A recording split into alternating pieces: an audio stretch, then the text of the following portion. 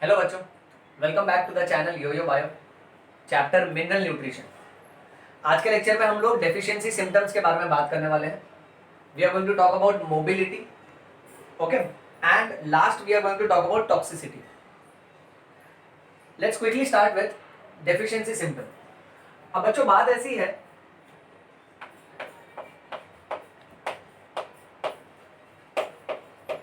That essential elements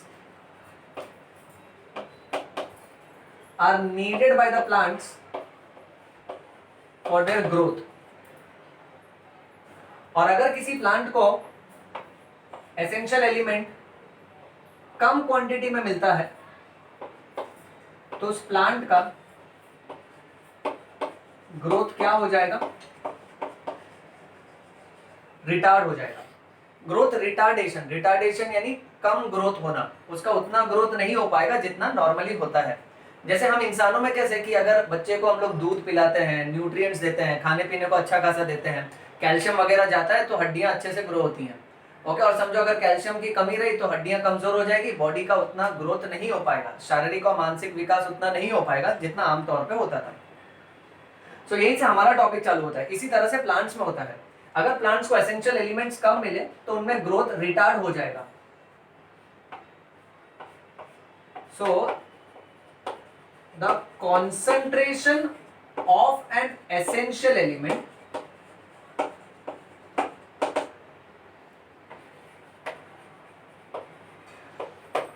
at which growth retardation of a plant takes place is called as critical concentration।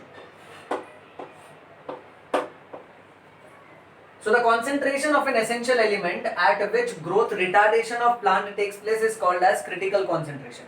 यानी अगर किसी भी element का प्रमाण इतना कम है कि उसके वजह से प्लांट का ग्रोथ नहीं हो पा रहा है, प्लांट विकसित नहीं हो पा रहा है, उसका ग्रोथ कम हो चुका है या स्टॉप हो चुका है, ग्रोथ रिटार्डेशन हो चुका है, ऐसे कॉन्सेंट्रेशन को हम बोलेंगे critical concentration.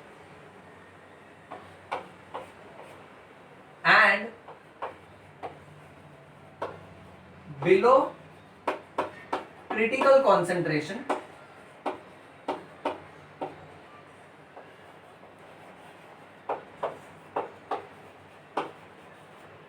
deficiency takes place। यानी समझो for example let's say calcium, हमारे शरीर को सपोज फॉर एग्जाम्पल 5 से लेकर 10 ग्राम कैल्शियम चाहिए, ये नॉर्मल रेंज है, जिसमें लोअर लिमिट कितना है 5 ग्राम। सो 5 ग्राम क्या हो गया? Critical concentration. क्योंकि अगर हमारे शरीर को समझो 4.9 ग्राम कैल्शियम मिला यानी 5 ग्राम से कम, तो हम में कैल्शियम की डेफिशिएंसी है।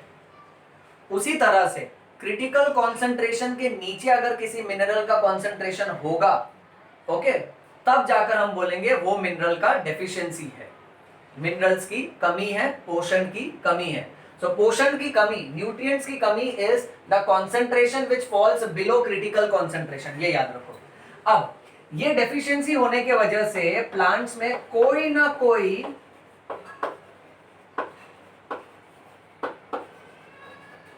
मॉर्फोलॉजिकल चेंजेस आएंगे।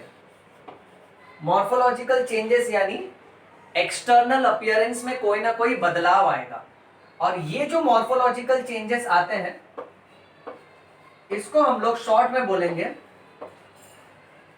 Deficiency symptoms.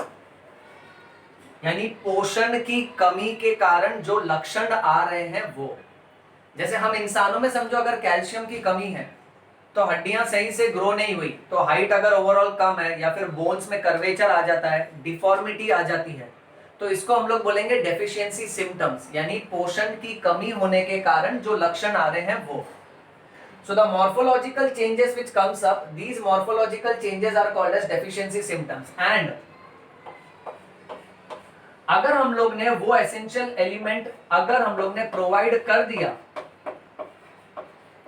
So these deficiency symptoms will disappear, यानी ये सारे लक्षण चले जाएंगे। बट अगर हम लोग ने वो एसेंशियल एलिमेंट प्रोवाइड नहीं किया and the deprivation continues, deprivation just hi-fi word है which is mentioned in NCERT text book. Okay, deprivation continues का मतलब if the deficiency continues then that can even lead to plant death. यानी अगर हमने वो जरूरतमंद वाला पोषण प्रोवाइड किया तो उसके डेफिशिएंसी के लक्षण सारे के सारे चले जाएंगे.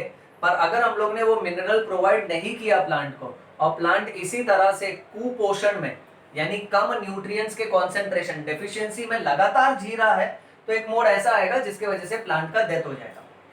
Next, now deficiency symptoms comes upon which part of a plant. So which part of a plant will show deficiency symptom, that is dependent upon the mobility of an element.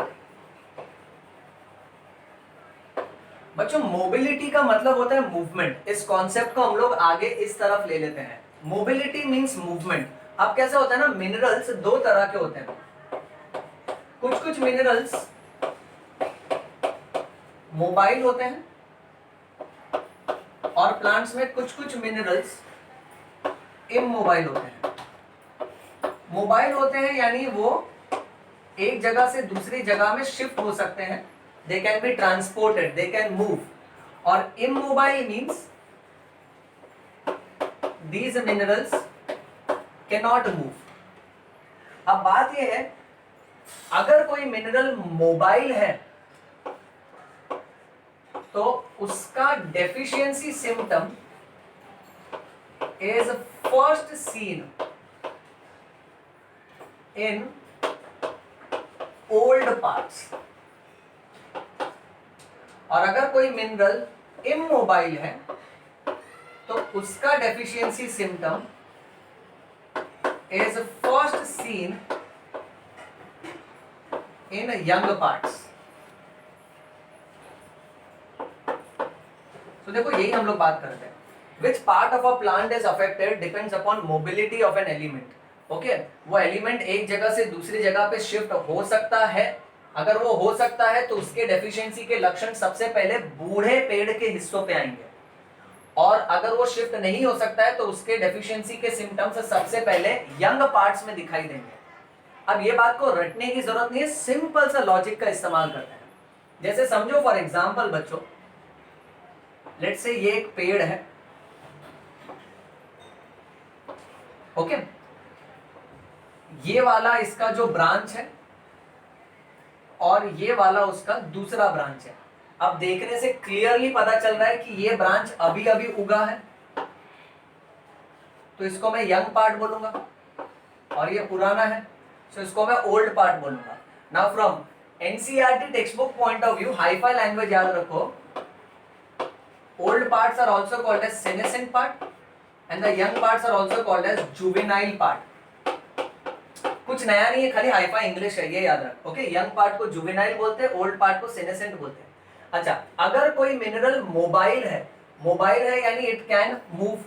अब अगर समझो ना इस पेड़ पे ये वाला नया ब्रांच उग रहा है, यानी मान के चलो एक नए बच्चे का जन्म हुआ है तो माता पिता यानी जो पुराने वाले हिस्से हैं वो अपना सारा पोषण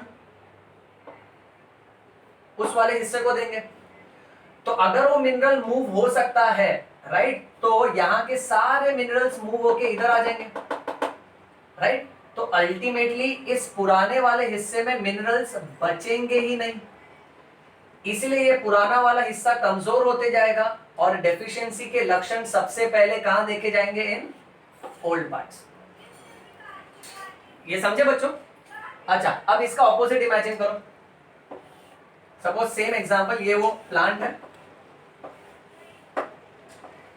ओके, ये कौन सा पार्ट हुआ, ऊपर वाला यंग पार्ट जिसको तुम जुवेनाइल पार्ट भी बोल सकते हो. और ये नीचे वाला कौन सा पार्ट है, ओल्ड पार्ट, जिसको हम सेनेसेंट पार्ट भी बोल सकते हैं. अब इस प्लांट के अंदर ऐसा मिनरल है जो इमोबाइल है, यानी इसके पास जो भी मिनरल एलिमेंट्स है समझो कैल्शियम है, सल्फर है, ये इमोबाइल है, यानी ये अपनी जगह से शिफ्ट और ट्रांसपोर्ट होगा नहीं। तो ये ट्रांसपोर्ट होके यहां पर जाएगा नहीं, ये तो यहीं का यहीं पर रहेगा। ओके, इसीलिए इस मिनरल के डेफिशिएंसी सिम्टम्स तुमको कौन से हिस्से में देखने मिलेंगे, यहां पर। So that is why the deficiency symptom is first seen in young parts. अब एमसीक्यू के हिसाब से ये याद रखो, which minerals are mobile and which minerals are immobile. Mobile minerals के एग्जाम्पल एनसीईआरटी के हिसाब से remember nitrogen, potassium and magnesium. और इमोबाइल में you will remember two example as calcium and sulphur. And calcium and sulphur are responsible for forming the structural component of the cell, इसीलिए वो एक जगह से दूसरे जगह पे मूव होते नहीं है।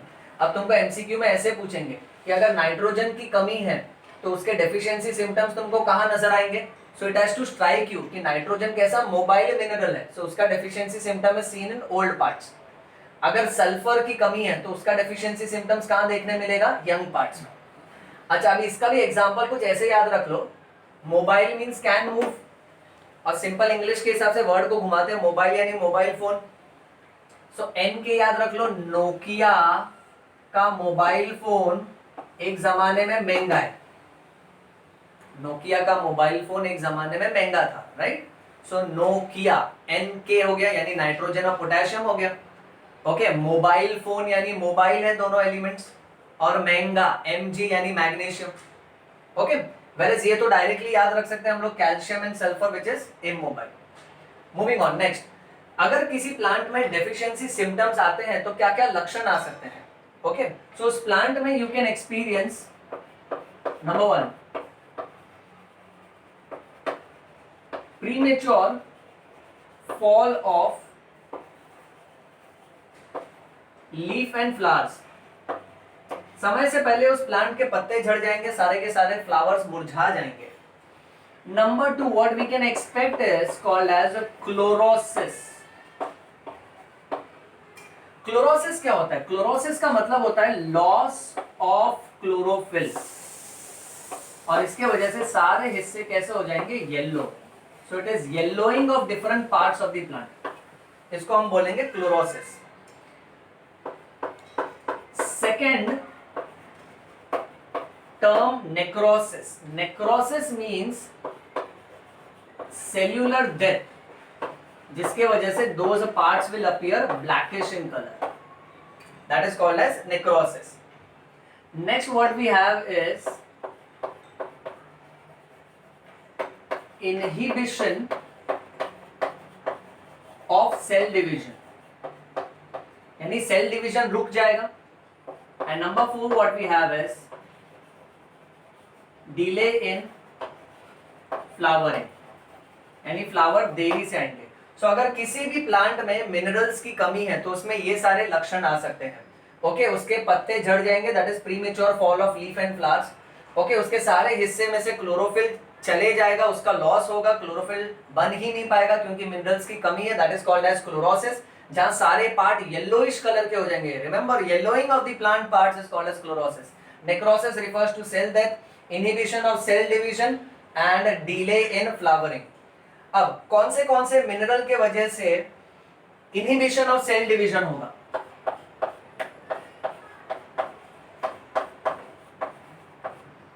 खतरनाक इंपॉर्टेंट, याद रखना बच्चों, कौन से मिनरल के वजह से डिले इन फ्लावरिंग होगा, वेरी इंपॉर्टेंट। कौन से मिनरल की वजह से क्लोरोसिस होगा,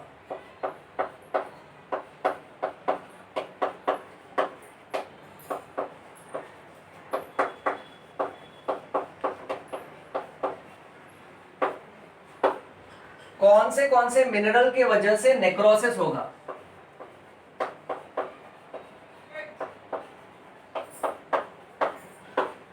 अब इसको याद रखें तो कैसे याद रखें, ओके, यहां पे ना we will follow very simple technique, inhibition of cell division. Okay, which mineral deficiency can cause inhibition of cell division, nitrogen, potassium, sulphur, molybdenum. Which mineral deficiency can cause a delay in flowering, nitrogen, sulphur, molybdenum. Okay, chlorosis is caused by deficiency of nitrogen, potassium, sulfur, molybdenum, magnesium, manganese, iron, zinc. And for necrosis it is calcium, magnesium, copper and potassium. अब इतना सारा याद रखना complicated मामला, तो इसमें सबसे पहले तुम लोग चलो एक सिंपल प्रोनाउंसिएशन के साथ, नाकस्मो. Okay, inhibition of cell division नाकस्मो, डिले इन फ्लावरिंग नस्मो. इसको वर्ड ही बना दो, बेस्ट जाएगा ये. तो पहला वाला नाकस्मो, यहां नीचे नस्मो. अब ऊपर की तरफ आओ, क्लोरोसिस में देखो नाकस्मो वापस आया.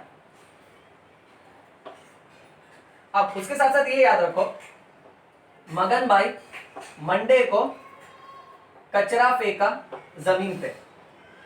मगन भाई मंडे को कचरा फेंका जमीन पे. सो क्लोरोसिस में what you will remember is नाकस्मो, और मगन भाई मंडे को कचरा फेंका जमीन पे. सो मगन भाई यानी मैग्नीशियम Mg, मंडे को Mn यानी मैंगनीज, कचरा फेंका फेंका Fe यानी आयरन, जमीन पे यानी Zn जिंक. Whereas नेक्रोसिस में यू कैन रिमेंबर मगन भाई के कप में बहुत ही कड़क कॉफी है, क्योंकि वो कॉफी में कैल्शियम डालता है. So that will be our next technique. इसको ये टेक्निक के हिसाब से पढ़ लो, बहुत आसान हो जाएगा बच्चों, वरना इसको पढ़ना मगजमारी है.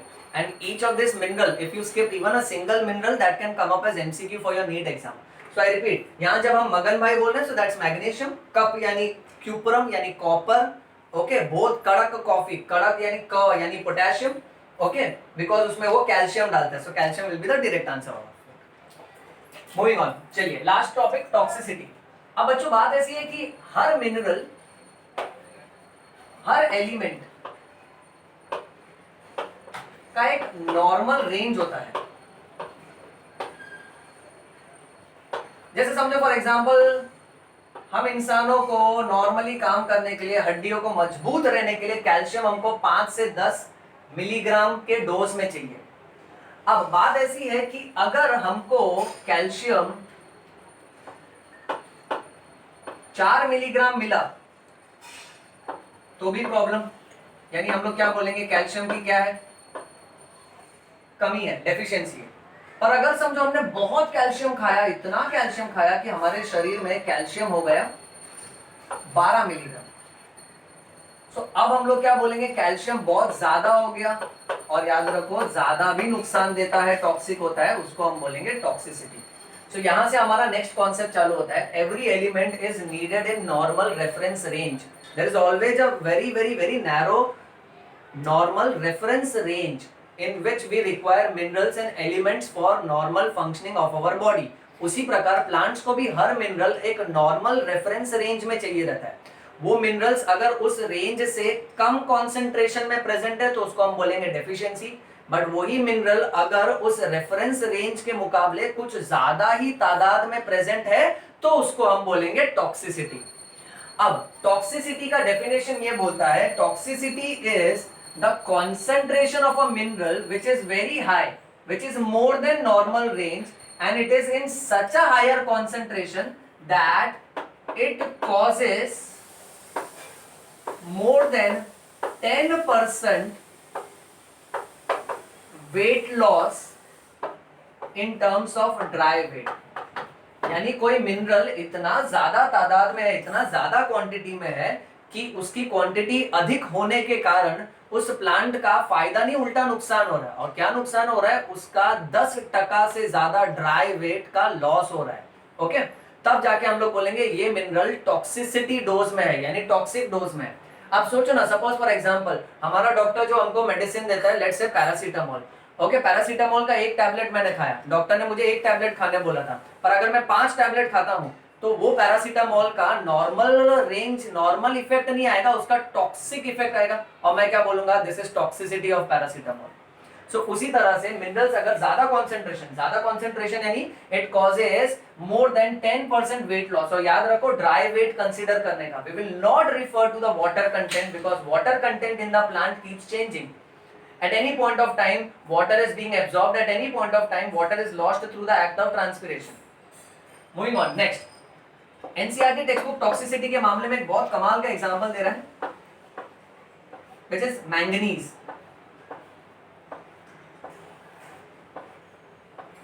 मैंगनीज ना बहुत शैतान है।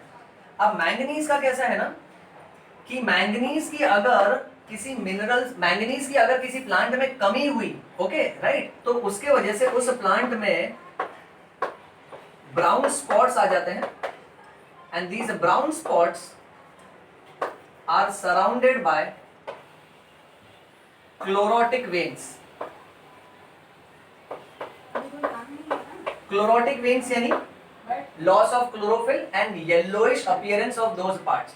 अब मैंगनीज की कमी के हिसाब से पेड़ के हिस्से में ब्राउन स्पॉट्स आ जाते हैं और आजू बाजू का हिस्सा में क्लोरोसिस हो जाता है, येलोइश पना आ जाता है।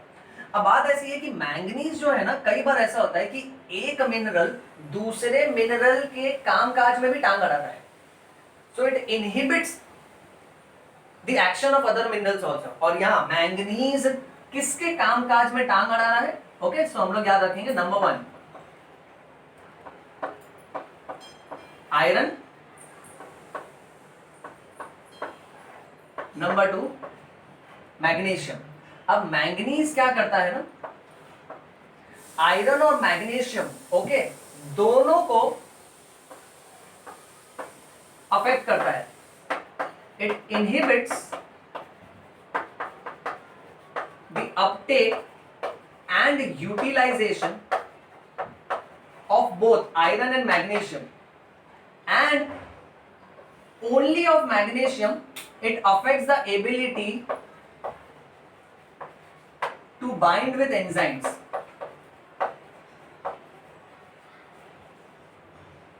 यानी मैंगनीज क्या कर रहा है ना, it inhibits the uptake and utilization of iron and magnesium both, दोनों के अपटेक और यूटिलाइजेशन के प्रोसेस में टांग अड़ाता है, और मैग्नीशियम की बाकी के एंजाइम से जुड़ने की एबिलिटी में भी टांग अड़ाता है। और तो और this manganese also affects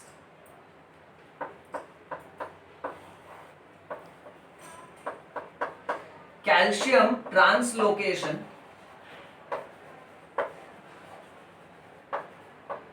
in shoot apex. Translocation यानी shifting, okay, and shoot apex, apex यानी टिप, ओके, स्टेम का जो टिप होता है ना, ओके, उसमें कैल्शियम के ट्रांसपोर्ट को भी अफेक्ट करता है। तो अब यहां क्या हो रहा है, मैंगनीज 3 जन के कामकाज में टांग अड़ा रहा है, एक है आयरन, दूसरा है मैग्नीशियम और तीसरा है कैल्शियम।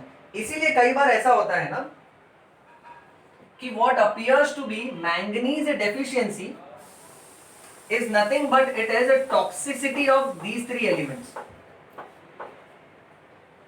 यानी कई बार ऐसा होता है कि अगर मैंगनीज कम रहा, ओके, मैंगनीज का डेफिशिएंसी है, तो ये तीनों के कामकाज में टांग नहीं अड़ा पाएगा, तो ये तीनों का एक्शन कुछ ज्यादा ही उठ कर आएगा। सो जो मैंगनीज का डेफिशिएंसी दिख रहा है वो एक्चुअली ये तीनों के टॉक्सिसिटी वाले सिम्टम्स दिखाते हैं कभी कभी, एंड वाइस वर्सा, यानी उल्टा भी। इस तरह से एक मिनरल दूसरे मिनरल के फंक्शनिंग को भी अफेक्ट करता है। Well that's all for this lecture. इस लेक्चर में कहे गए सारे के सारे ट्रिक्स टेक्निक याद रखो और मन लगा के पढ़ो। Read bio, bleed bio, yo yo bio. Thank you.